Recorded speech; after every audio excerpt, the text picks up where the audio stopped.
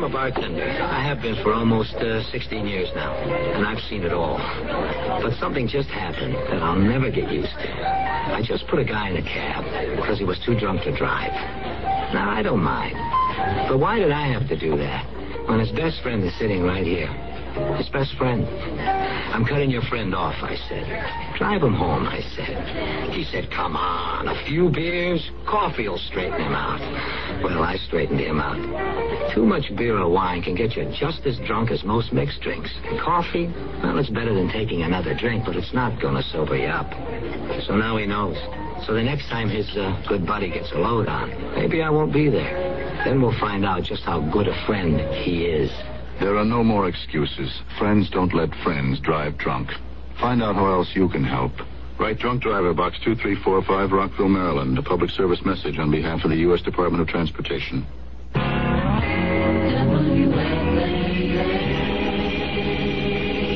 The CBS Radio Mystery Theater presents...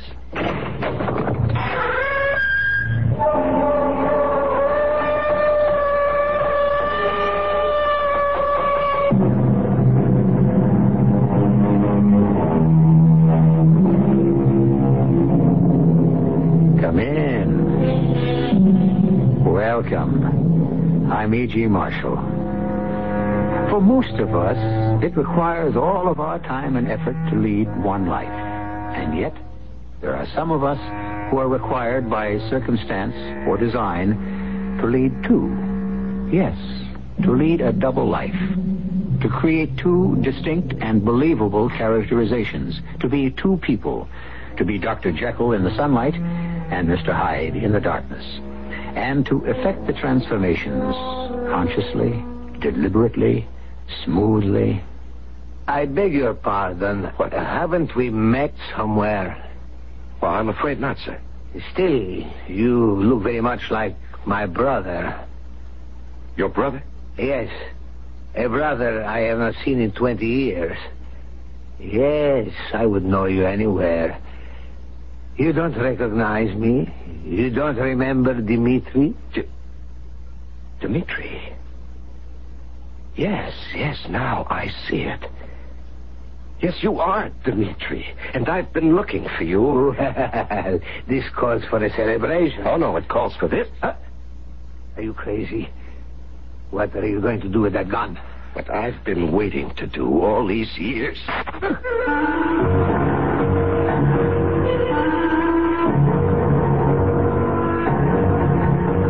Our mystery drama, The Mortgage, was written especially for the Mystery Theater by Sam Dann and stars Larry Haines. It is sponsored in part by Anheuser-Busch Incorporated, Brewers of Budweiser, and Sign-Off, the sinus medicines. I'll be back shortly with Act One. Isn't it nice to know you're free? To see the things you want to see. The touch to heights you dare to reach. To know you're all that you can be. In the Free Spirit Department, Buick's mid-size 1976 Century has a lot going for it. Efficient size, lots of room, neat things like that. But Century offers bonuses. It's a Buick, remember, which says one heck of a lot about how nicely it takes care of you. And Century does something for the sake of efficiency that no other American mid-size car does. It comes with a V6 engine, and a Buick V6 at that. Century, the spirit will move you. Free spirit, Buick on the wings of the wind. How it's gonna be your spirit free. Well, this is Beverly Sills. Did you know that of all the arts, music is the only one in which a blind person can participate freely in spite of blindness? However, even in music, the blind need special help in order to stand on an equal footing with the sighted. The Louis Braille Foundation for Blind Musicians works to promote the interests of the blind in the field of music. The foundation, a national non-profit organization, urgently needs your financial help. The services of the Louis Braille Foundation are available to any blind person and provide auditions, evaluations, and counseling, scholarship aid, paid engagements for qualified musicians, and transcription of music into Braille. The foundation depends solely on the public for its support. Send your tax-deductible gifts to the Louis Braille Foundation, 112 East 19th Street, New York, 10003. If you know a musically gifted blind person who needs help, please contact the Louis Braille Foundation at area code 212-982-7290.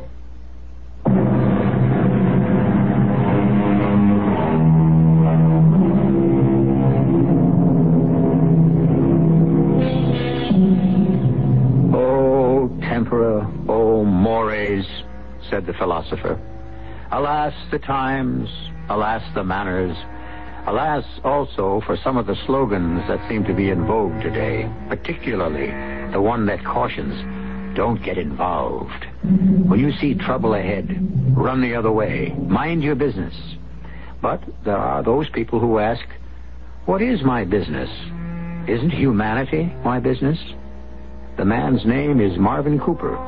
And today begins, as all of his days begin, at the breakfast table with his wife.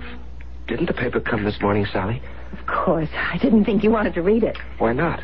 I thought you'd be too excited. Why? Oh, darling, there's no point in reading about other people who are making news on a day when you're going to be making news yourself. Sally, I wish you wouldn't make such a fuss about it. Now, where's the paper? The door was open, so I just came in. Good morning, Pete. Coffee? No, thanks, Sally. It's late. You know, it just now occurred to me that Marvin isn't going uptown today, now that he's going to be a television star. I don't know why I ever agreed to that nonsense. It isn't nonsense. It's recognition. Of what? Of the fact that you're a concerned and involved citizen. Well, isn't that what everyone is supposed to be? Since when is that something to explode fireworks about? You know, Pete, at first I thought it was just a pose with Marvin. But over the years I've discovered something. He means it. He's not aware at all that he's a most unusual man. Oh, Sally, nonsense. Well, there we have that word again. Marvin, take the credit. Take whatever they give you. Believe me, in this world, you get so very little. When are those TV guys coming in here? Well, they said about noon. Well, have fun. And Sally, don't let him be too self-effacing. Make sure he looks right into the camera. And don't let him mumble. Don't worry.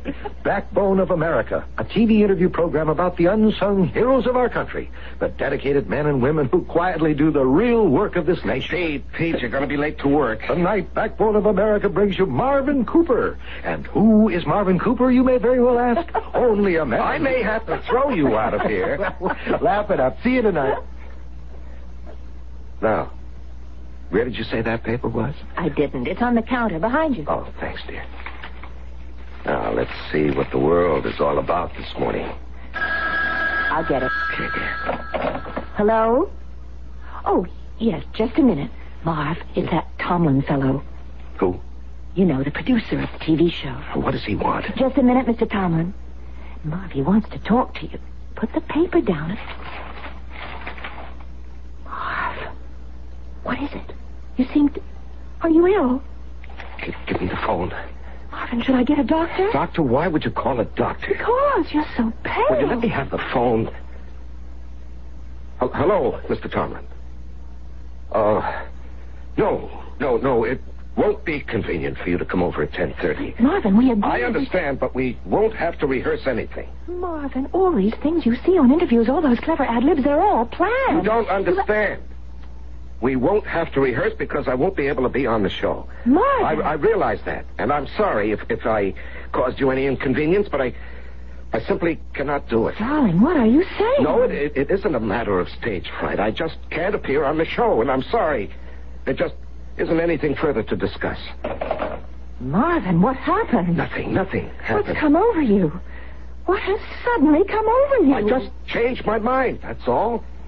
What's in the newspaper? Now, what does the newspaper have to do with it? Well, everything was fine until you looked at the headlines, and then suddenly... Suddenly what? I don't know. Suddenly, this. Let me look at that paper. Budget crisis, Rock City. Well, that's nothing new. Stocks fall, third day in a row. Well, we're used to that. Ligoran named charge d'affaires in New York. Well, what could a foreign diplomat have to do with you? Faith healer found guilty of... Sally, I just don't want to appear on that show. Well, why? Because it suddenly occurred to me that I would I would look like a jackass. Oh, that's not true. Oh, yes. Yes, Mr. Cooper. Your tireless efforts on behalf of every community endeavor, your willingness to become involved. Marvin, we've watched that show. It doesn't come over like that at all. Sally, I can't discuss it. Not because I don't want to, because I don't know what it is. I just have this feeling. All right. Let's drop it. Yes, and Sally, I think we should leave New York. You mean go on a trip? Why, I mean, move, live somewhere else. Why? Well, I don't know. It's become so messy, so uncertain. Well, no more so than anywhere else. Well, who says you have to spend your whole life in one place? All right. Where would you like to go? Oh, some small town out in the West or up in New England. Darling, I'm not knocking small towns, but you and I, we're not small-town people. Well, we could learn to love it, Sally. Well, we could, I suppose. And then what would you do there? Well, I could teach English at a small college. Small town, small college. Suddenly the word small seems to dominate the conversation. Sally, I just want peace. Peace? Yes, the atmosphere, the environment in a big city. Suddenly, I feel it's too disturbing. Right. If that's how you feel. Yes, darling, that's how I feel. All right. I'll accept it. And I hope that sooner or later, one day, you'll decide to tell me what's really bothering you. That's something I could never do. That's one part of me I must keep from you. Yes, even from you, Sally. I can't tell it to anyone. I can't even tell it to myself. I simply must hope, must pray that it's been forgotten by everyone whose business it was to know about it. It's been such a long time. Maybe they have forgotten about it. One thing I will have to do, regardless of how you feel about it, we will have to leave the city. There are so many remote places in this country. Help me, somebody! Those two men, they're assaulting that woman. Why doesn't somebody do something? Why doesn't somebody help her? Help her, somebody. Help her. I can't. I would, but now it's too dangerous for me. What are you all standing around for? What am I standing around for? Take your hands off her. Use your knife on him. Hey, cut! Let's get out of here! You're not going anywhere.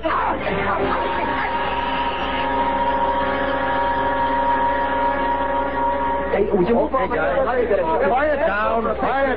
Thanks to Mr. Cooper here, we caught both muggers. Hey, do you spell out with a C or a K? What's your first name? Gentlemen, please.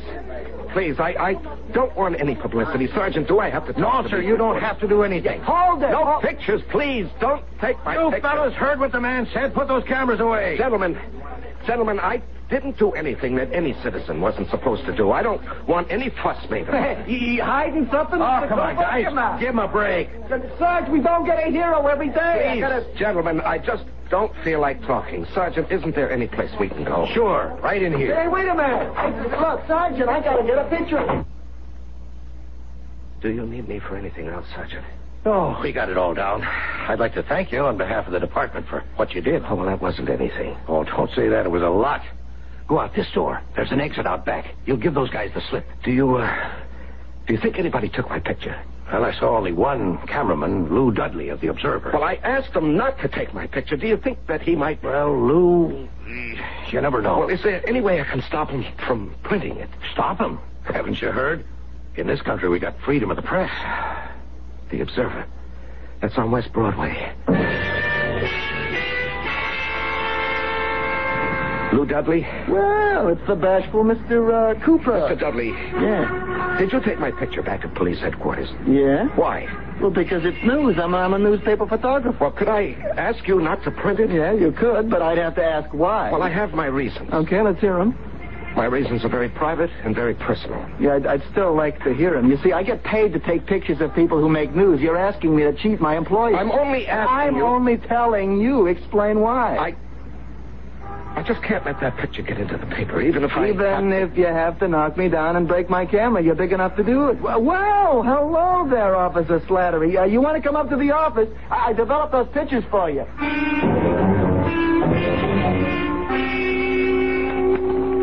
What a remarkable photograph.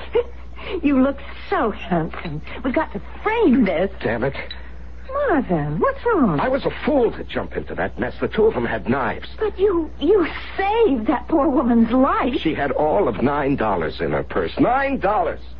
All they wanted was her money. Did she have to risk her life and mine for $9? I never heard you talk like this. What's the matter with me, anyhow?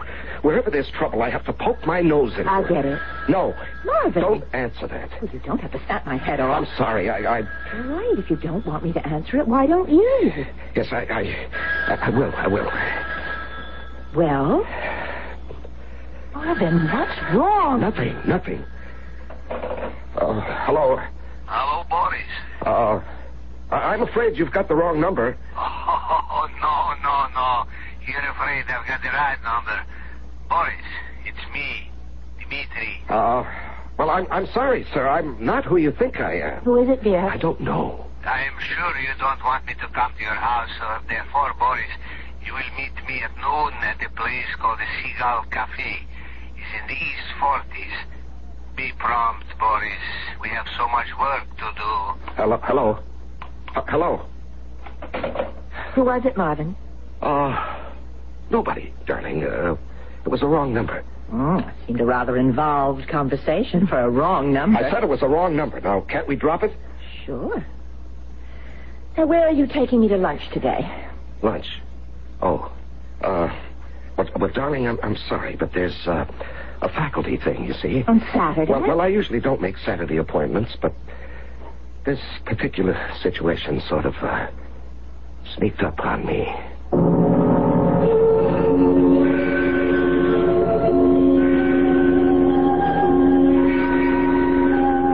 Well, something or someone sneaked up on Marvin. That we know for sure. And how did his name get to be Boris? Well, by this time, you are starting to make certain assumptions about his past. And you may be right. We shall compare notes when I return shortly with Act 2. There's a special kind of beer. Maybe you know it. Budweiser. It was created nearly a century ago by people who really cared about things, who took pride in brewing a quality beer, no matter what the cost. In time, in ingredients, in anything. Today, the people who brew the king of beer still have that special pride. And every taste of Beechwood-aged Budweiser says so loud and clear. Hear it talking? When you say Budweiser, you've said it all. Anheuser-Busch, St. Louis.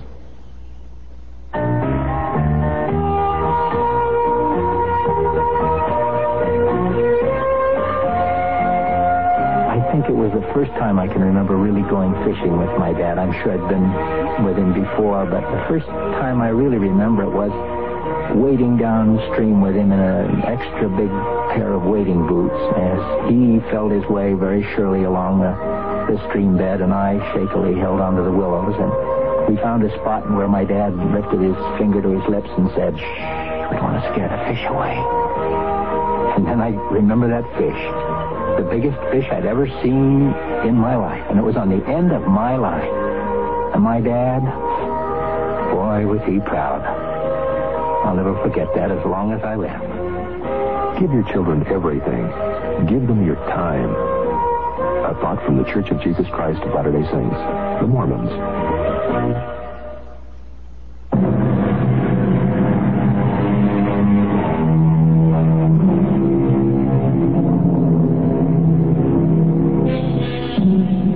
For most of us, the past is dead. And this is because most of us have not been compelled to make a bargain with the future. Therefore, we have no ledger on which is specified our obligations. We can take life as it comes. Marvin Cooper, however, is, yes, we can use the word, mortgaged. Like a house is mortgaged. Except Marvin doesn't know for how much, or when, if ever, the debt must be paid. He doesn't even know what the debt consists of. He is about to find out. Hello, boys. Well, sit down. Glad to see me? Of course not. I see I'm as welcome as a case of jaundice. Won't you even say hello? Hello. 20 years. Hair's a bit grayer, but there's just as much of it. I don't think you've even gained a pound. I've taken the liberty of ordering lunch in advance. I'm not hungry. Of course you're hungry. And the way the food is prepared in this place, you'd swear you had never left home. What do you want, Dmitri? What do you want, Dmitri? No. If I hadn't heard it with my own ears, is this how you greet a brother after 20 years? Step brother. Blood brother. That was childish, romantic nonsense. Oh, of course it was childish. But why not? Weren't we children at the time? But we grew up together. Joined the party together. Worked together. Dmitri, what do you want? We thought you were lost. And then that picture in the paper this morning. What fantastic, enchanted luck. What do you want? The time has come to justify your existence here. To fulfill your mission. Dmitri, please. Please listen. Can we talk as brothers? We can always talk as brothers, Boris. All right. All right. I agreed to come to this country. No, you are ordered to come to this country. And to become an American. Because you had the uncanny ear for language and the skill of an actor. Well, No point in making this complicated, dear brother. You were given a mission. As all members of the party are assigned a mission. Yours was to become an American and to hold yourself ready for whatever task might present itself. And you became an American. Yes, Dmitri, I did. I became an American. But don't you understand? I am an American. It's no longer a cover or a pose. I think like one. I feel like one. I believe like one. That's because so much time has gone by and so much has happened back home. The old man, he's been dead for so many years. And even those who came after him are gone, and so many changes. I thought everyone had forgotten about me. We lost track of you, but how could we forget? Dmitri, I am not the same person who left home 20 years ago. And now the time has come for you to fulfill your mission. You're not listening to me. I always listen to you. Then understand, I am no longer Boris Legorin. I am Marvin Cooper. This is fantastic. It brings me back more than 2 decades. I remember you were playing Shakespeare at the State Theater, and you said to me, I am not Boris Legorin, I am Hamlet. Won't you listen to me? No. You are an actor. You have always felt you must live the part you play. Well, whether this is sound technique, I'm not equipped to judge. Look, whatever it is you want of me, what will you do if I refuse? Oh, come now, Boris. You know we could manage to notify the proper counter-espionage authorities here in America and give them proofs that you are one of our agents. Yes, you could do that. Dmitri. My poor Boris. Marvin Cooper is a role, the way Hamlet was a role, but you have played the part too long. Marvin Cooper is a character you have created out of your own pure fantasy. No. Who is real, huh? Boris Legorin or Marvin Cooper? I read the paper this morning. You're a hero. And this is not the first time. You seek danger. You constantly strive to help all sorts of people in every way you can. But why, Boris? I am not good to you anymore, Dmitri. You must understand that. You are creating an heroic part. That is all. You didn't have to do that at home. Life itself was adventure. Life itself was fulfillment. What do you want me to do? First, think. Spend the whole night just thinking. Think of how it was when we were young. Think of how exciting our ideas were. Think of our father. Think of our dreams. Think of Maria. Whatever happened to Maria? She was always pretty. But now she's beautiful. She never married. I think she never got over you. She will always be waiting. Dmitri, I know, my boy, I know. But now, think. Remember. And soon you will realize that you are still Boris Legorin.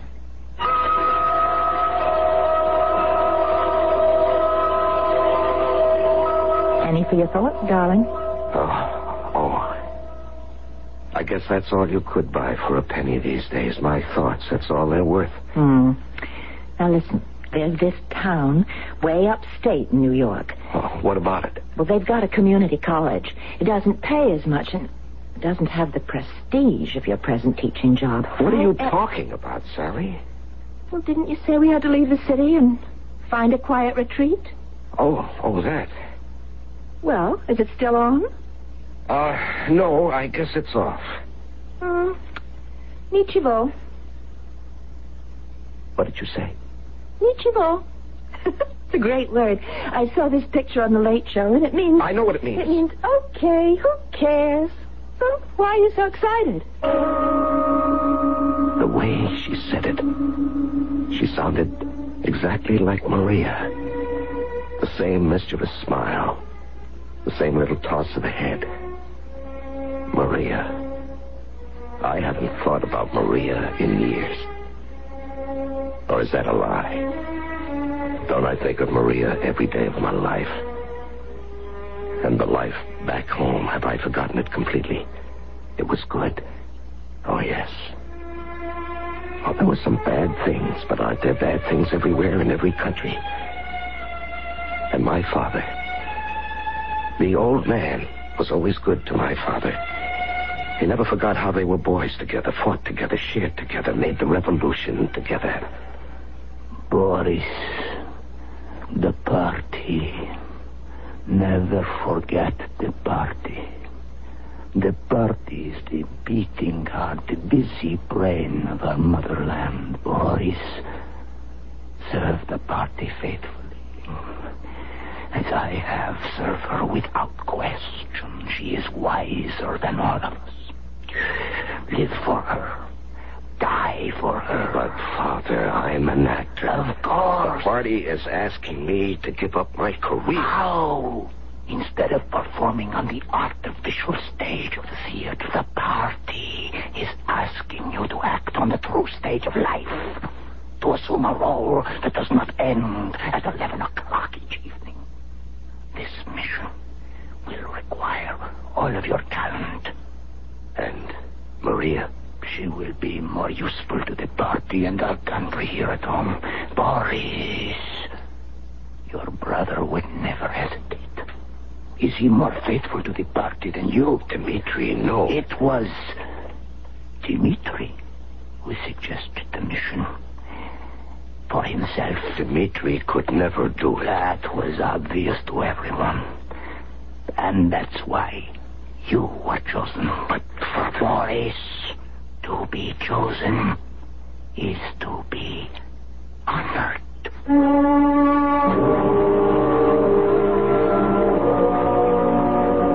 Why does it all come back to me now?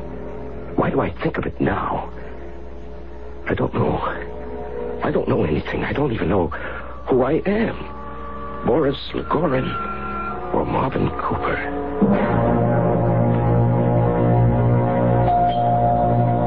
Just a minute. Oh, Pete, good morning. Well, is our bashful all-American boy ready? Do we have time for a cup of coffee, Pete? Sure, if you want to get caught up in all that East River Drive traffic. You know, Pete, I don't hear you grousing and griping about that job of yours anymore. Yeah, that's right. Well, have you finally made management see things your way? No, but I've decided to do something concrete. Such as? Such as something that'll settle a few old scores. Sounds grim. You should know the half of it. Well, Professor, you ready? We off? Well, it's early. I want to talk to you about something on the way uptown. Oh? Oh, excuse me. Hello? Yes, hello. Oh. Who is it, dear? It's from the dean, darling. He wants to talk about a new examination schedule. Have you found yourself? I don't know. Your work will start immediately. This morning, on the drive uptown. What's that? Your friend, Peter Anderson, is there. Yes. What would he have to do with anything? Oh, but he has to do with everything. Well, I'm not sure He has a certain problem. We have advised him to discuss it with you. With me? And so this morning, you will listen sympathetically. And that will be all for today.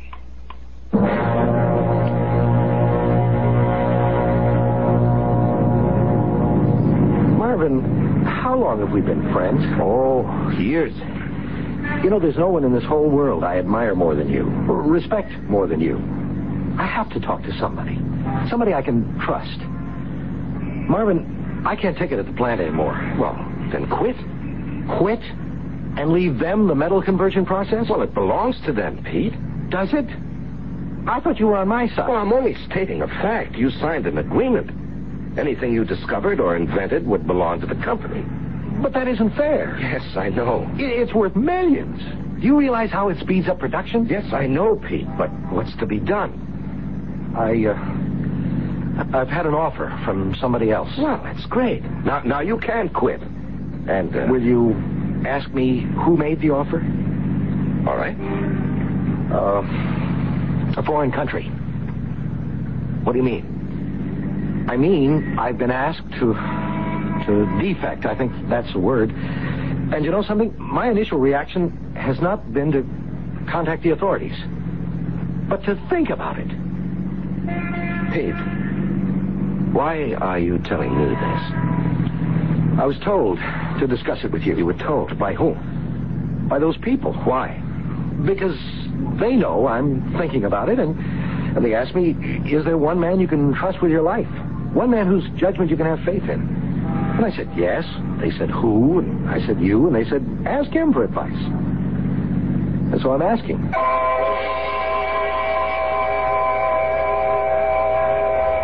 Well, you must admit, life has become a fast and furious affair for Marvin Cooper, or Boris Ligorin.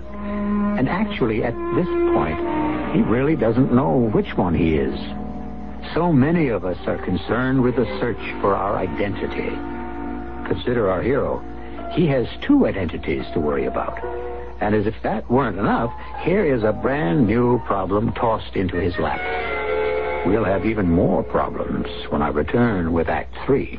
I want that sinus medicine. Headache tablet? No, the sinus medicine that relieves headache and congestion, internal sinus pressure, and postnasal drip. You mean sign-off? Exactly. Compare sign-off tablets with anything you've ever taken for sinus. No sinus tablet you can buy relieves more symptoms. Sign-off gives you a full dose of pure aspirin plus a powerful sinus strainer. Sign-off works fast to help sinus pain while you drain. S-I-N-E-O-F-F. Sign-off, the sinus medicines in the bright red box. Take when needed, only as directed.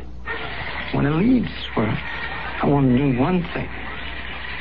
James Harris's ambition is to leave his children a family home. He's going to do it because he and others in Scott, Arkansas, have started a housing cooperative with a grant from the Campaign for Human Development. I mean, I leave him no money, but I can leave him something they can lay their hands. Say this is mine. The Campaign for Human Development, the United States Catholic Conference. Hi, this is Carol Burnett. Adolf Hitler came to power in 1933 and made life miserable for people in Germany. And that's why the International Rescue Committee, the IRC, was formed. It began by helping refugees from Hitler's Germany and went on to help millions more in World War II. But its work didn't end there because war and oppression didn't end there. You remember the brave Hungarians who stood up to the Russians in 1956? Well, IRC helped many who escaped. And since then, IRC has come to the aid of thousands who have escaped from Cuba, China, East Germany, Russia, or wherever freedom is pretty much of a meaningless word. It also does its work in countries ravaged by war. But IRC needs money for food, clothing, and medical care, to reunite families, to find people jobs, and homes for children without homes. So please, help the people who help. Send your money to this address, International Rescue Committee, Box 16, Times Square Station, New York City, New York, 10036.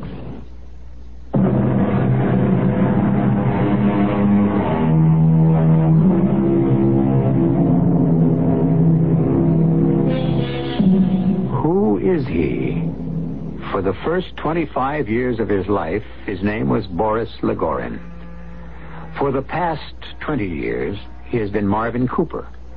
He has led 2 full lives and played each to the hilt. Is that the key word? Played? Are both lives an illusion? Is neither of them real? Right now, he can't even think about it. Another problem has been tossed into his lap. But, Pete, why? Why do you tell me this? They said I should. Well, how do they... How do you know that I won't call the police? Well, that's what I said. And they said, no, trust him. He's a decent human being. He places friendship above everything. They said, he will tell you the right thing. Pete, I'm not sure I understand. Marvin, I'll never amount to anything here. Well, you make out pretty well. I would be sitting on top of the world. I should be wealthy, famous, respected. Those things are relative. A man of my ability, I am simply not appreciated. I've been offered a free hand. And money, and a title, and authority. Pete, you realize you'll be giving up your country. It's not my country. Okay, I was born here, but what do I own of it? How happy have I been here? Marvin, think about what I just told you, and, well, we can talk about it tomorrow. Not now. But first think about it. Please, Marvin?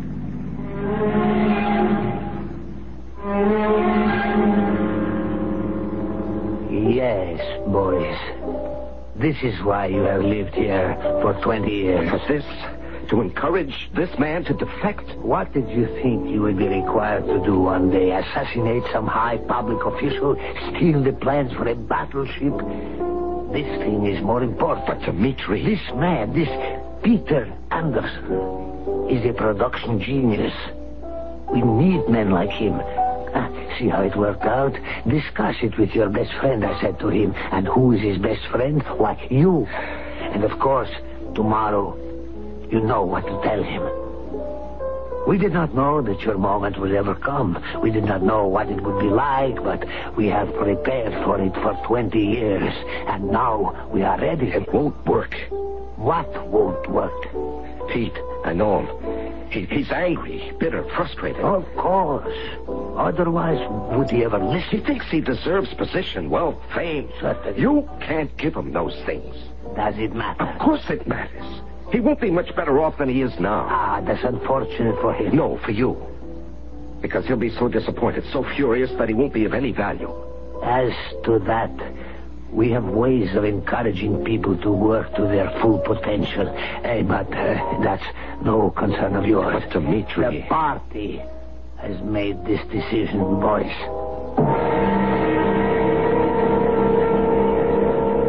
Marvin. Mm-hmm. Who is Dmitri Legorin? Well, Sally, I wouldn't know him from Adam. Well, he's a diplomat. And what? What would I know about him? More than you're telling. Oh? And just what does that mean? Well, for over a week now, you've been acting in the strangest way. And it goes back to the newspaper you were reading that morning. The morning you canceled the TV appearance. I don't understand what you're saying. Something you read in that paper. I still have it. Now, the front page. This is where Mr. Legorin is mentioned, and here's his picture. Now, I've eliminated everything else. You're not a bank robber, and you're not concerned with the city bonds and all the other headlines. So who and what could have had an effect on you. Well, we're left with Mr. Legorin. I really don't know what you're talking about. The name Dmitri Legorin means nothing to you? Absolutely nothing.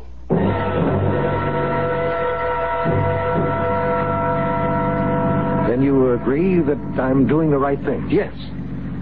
Are you sure? Aren't you sure? Well, it's a tremendous step. Oh, Pete, you owe it to yourself to better yourself. Home is where you're happiest, where you're recognized and rewarded. You know, I knew I could trust you. I knew you were my friend. And so I have chosen. Boris is the reality. Marvin is the role on stage. And for the first time in years, I feel I am living again, living dangerously for the party. Yes, I am an actor who plays the part of Marvin Cooper, but I always will be, Boris Ivanovich Legorin. Marvin. Yes, what is it, dear? About Dmitri Legorin. Sally, what is this sudden obsession you have with this Dmitri Legorin? Dmitri Legorin is the key to the mystery. What mystery? The great Marvin Cooper mystery. Why did the sight of Dmitri Legorin's picture in the paper cause such turbulence in Marvin Cooper? Sally, I never heard of the man in my life. Well, I've done some research on Mr. Legorin. Are you saying you don't believe me? It wasn't easy because there isn't. Please, now this is His nonsense. full name is Dmitri Ivanovich Legorin. Now, what does this have to do with... Soldier and diplomat, son of Ivan Vasilyevich Legorin, famous hero of the Revolution. Sally, I wish I knew what you were building to. Brother of Boris Legorin, noted actor who died in an automobile accident. Very well, dear. Amuse yourself with this foolishness. Now listen, Dmitri is married to... He has been married for 20 years to Maria Elevna, the famous actress who holds the medal... What? Say that again. He's been married for 20 years to Maria Elevna, who... Oh. Marvin. Oh. Shall I call a doctor? A doctor? That's how you looked that morning, pale and frightened. Who is Maria Elevna? Why should the mention of her name... How should I know? No, it's not my imagination. It's these two names, Dmitri Legorin and Maria Elevna, seem... These two names, they seem to have devastated you. Why? I think I'd like to go for a walk. No, Marvin, we've got to talk. About what? Who is Dmitri Legorin? I don't know. Who is Maria Elevna? I don't know. And now, if you have no more questions... I have one more question. Who are you? What kind of a question is that? I don't know. It's the only one I can ask. Who are you? Since that morning, you're not Marvin Cooper. What do you mean? What do you mean I'm not Marvin Cooper? Well, I don't know any other way to say it. You live with someone. You're together. And then without warning, something happens and that person suddenly becomes someone else. Who are you? Please, Sally, please. No. That won't help either of us. Something's wrong. Now tell me, Marvin. You can tell me. You can tell me anything.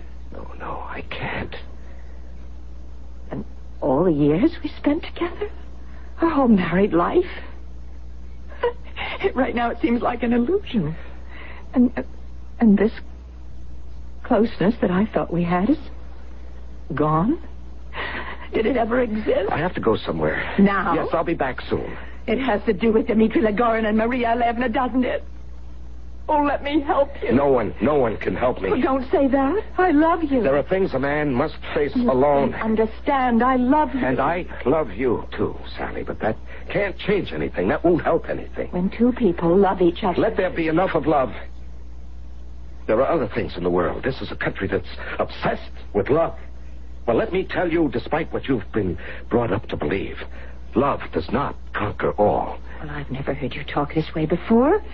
You refer to this country as if... As if what? As if you're a foreigner. I'll be back in a little while. Oh, wait, I'll go with you. No, you can't. You've got to let me help you. Yes, I will. When? As soon as I find out who I really am.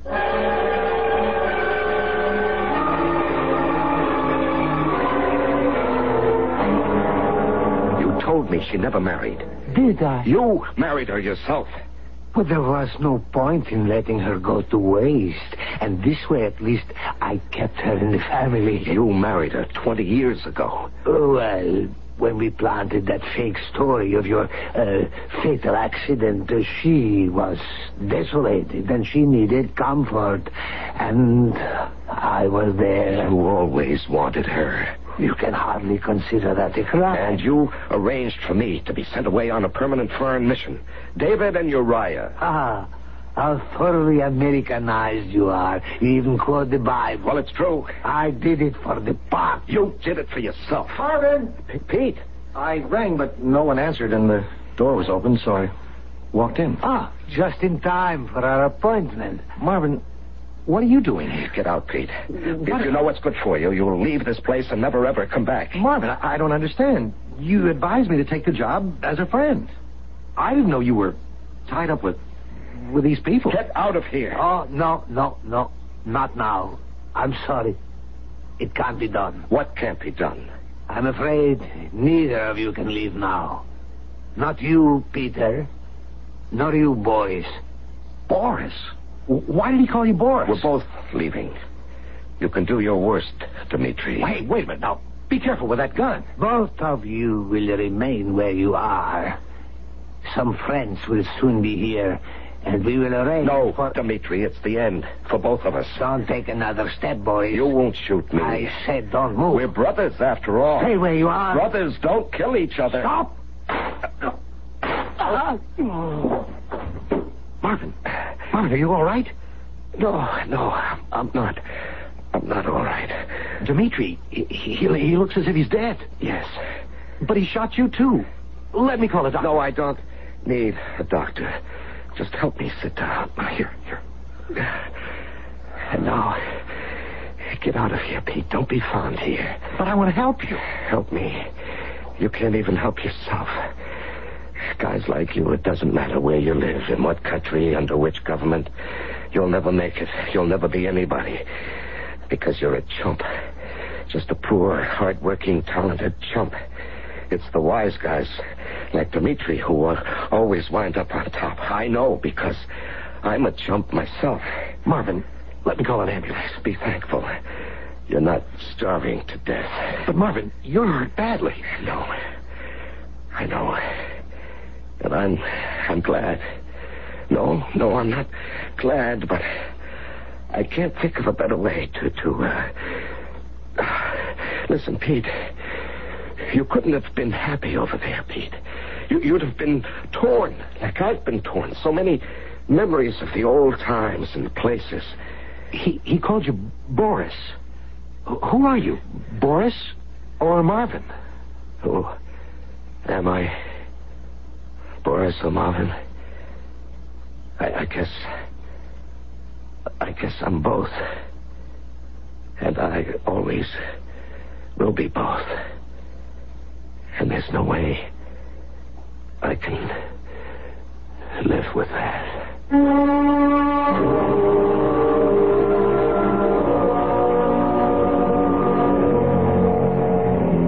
No way at all. Two lives diametrically opposed in the same body. Something has to give, and someone has to go. Well, I have to go right now, but only for a few moments, and then I shall return. I have a heart that goes bump bump, and sometimes I can hear it thump. And Daddy says that in my chest I have two things that are the best. They call them lungs, for breathing air. You never see them, but they're there. And if I breathe in air that's clean, I'll grow up like a jumping bean. Whenever I see any smoke, I'll run away before I choke. And something even better yet, I'll never smoke a cigarette. I'll breathe the air that's clean and free, so I can keep on being me. Clear the smoke from your family image and from your lungs. And remember, your kids may never start if you stop. Quitting is tough, but your lung association says it's a matter of life and breath.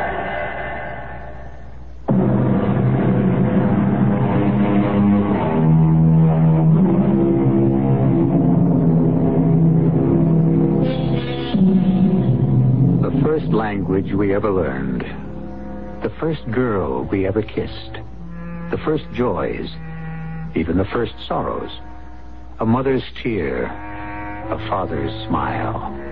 These are the things that make home and country. And because these are the things we can never forget, we can never forget our country either.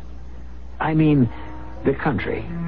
Not necessarily who governs or misgoverns it, but the country, the land, the people, and the love. Our cast included Larry Haines, Marian Seldes, Robert Dryden, Russell Horton, and Robert Maxwell. The entire production was under the direction of Hyman Brown.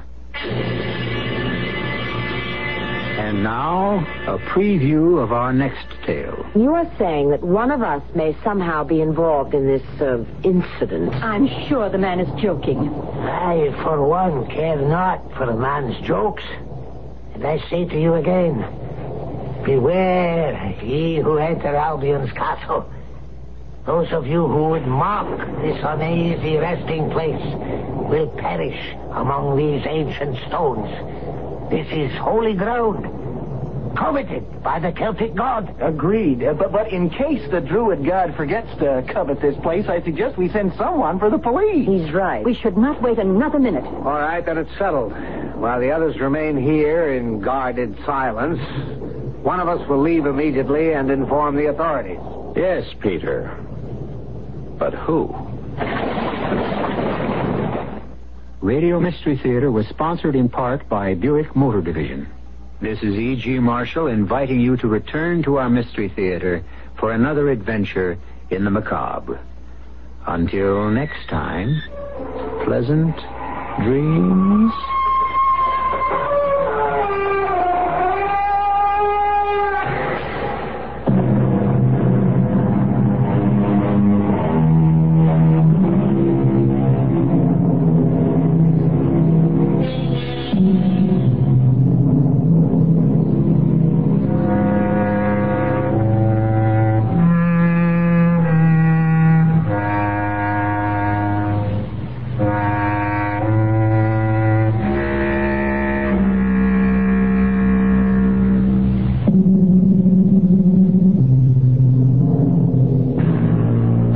Are you 17 to 22 years old, just graduating from high school and thinking about a college education? Before you decide where you want to go and what you want to do, ask someone who's been there.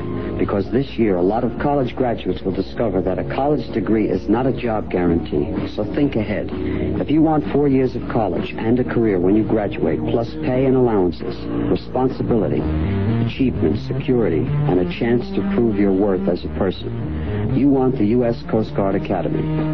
It's also the only armed service academy where admission is based on a nationwide competition, not congressional appointment. This year you can send the Coast Guard Academy your SAT or ACT scores. This is Frankie Valli. For more information on college with a career, write to Director of Admissions, U.S. Coast Guard Academy, New London, Connecticut, 06320. WFAA, Dallas, Fort Worth.